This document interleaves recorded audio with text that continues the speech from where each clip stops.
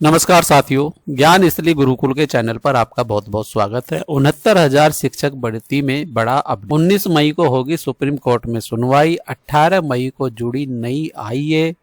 इस आईए से क्या बदलेगा? नए पक्षकारों को मिली दखल की मांग, नए दस्तावेज और तर्क पेश होने की संभावना। सुनवाई का दायरा हो सकता है और व्यापक। हजारों अभ्यर्थियों के भविष्य पर होगा सीधा असर। हजारों अभ्यर्थियों की निगाहें अब 19 मई की सुनवाई पर।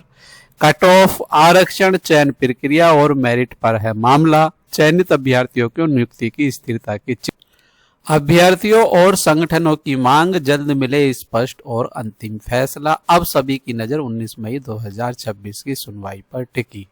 इसके साथ साथ आज 18 मई को लखनऊ में मुख्यमंत्री आवास घेरने के लिए 69,000 शिक्षक भर्ती के अभ्यर्थियों का आंदोलन जारी है। वहां प्रोटेस्ट चल रहा है, उधर भी एक नजर मारे। सुप्रीम कोर्ट की साइट पर हम आ चुके हैं। इसकी औपचारिकताएं पूरी करते हैं और औपचारिकताएं पूरी करने के बाद देखते हैं कौन कौन सी नई आईए इसमें जुड़ी हैं।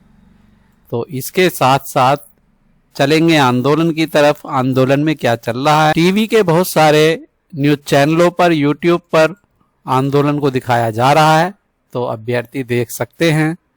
19/5/2026 को ये नई लिस्टिंग डेट लगी हुई है।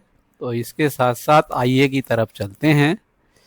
आइए हम 2 फरवरी से लेकर और आज तक की आईए देखेंगे। आज 18 मई 2026 के बीच इसमें कितनी नई आईए। तो सबसे पहले आते हैं 2 फरवरी की तरफ। तो 2 फरवरी की तरफ आते हैं। 2 फरवरी 87 नंबर पर यह है लगी हुई 34,050/2026। ये 2 फरवरी 2026 10:27 पर यह है। और 87 के बाद सीधे आते हैं आज तक की आईए की तरफ, जो 18 मई 2026 तक है। 18 मई 2026 को ये हमारी नई आईए यहाँ पर आ गई है। ये 212 नंबर की ये लास्ट आईए है। यानी कि लगभग 125 नई आईए हमारी अब तक जुड़ी हैं 2 फरवरी के बाद। और 125 आईए में नए कितने इसमें याची हैं अभी यह बताना संभव नहीं है, लेकिन ये 125 नई आईए बहुत बड़ी संख्या। उत्तर प्रदेश की 69,000 शिक्षक भर्ती का मामला एक बार फिर चर्चा में आ गया। लंबे समय से चल रहे इस विवाद में अब 19 मई 2026 को सुप्रीम कोर्ट में सुनवाई निश्चित की गई। इस सुनवाई से पहले 18 मई को नई आईए भी इसमें जुड़ी हैं और नई आईए जुड़ने के बाद अभ्यर्थियों के बीच नई उम्मीद और चिंता दोनों बढ़ गई हैं।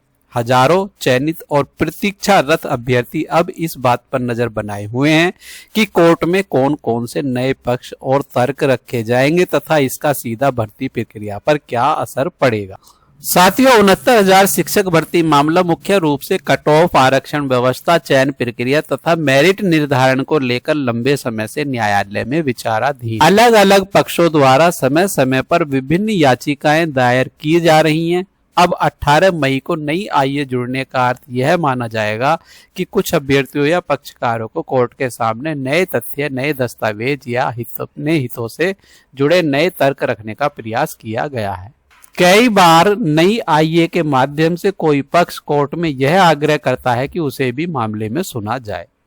19 मई की सुनवाई इसलिए भी महत्वपूर्ण मानी जा रही है क्योंकि लंबे समय से अभ्यर्थी अंतिम समाधान की प्रतीक्षा कर रहे हैं। चयनित अभ्यर्थियों को अपनी नौकरी की स्थिरता की चिंता है। वहीं आरक्षण एवं कट ऑफ को लेकर संघर्ष कर रहे अभ्यर्थी न्याय की उम्मीद लगाए बैठे हैं। नई आईए जुड़ने के बाद यह संभावना जताई जा रही है कि सुनवाई के दौरान कुछ नए कानूनी पहलुओं पर भी बहस हो सके।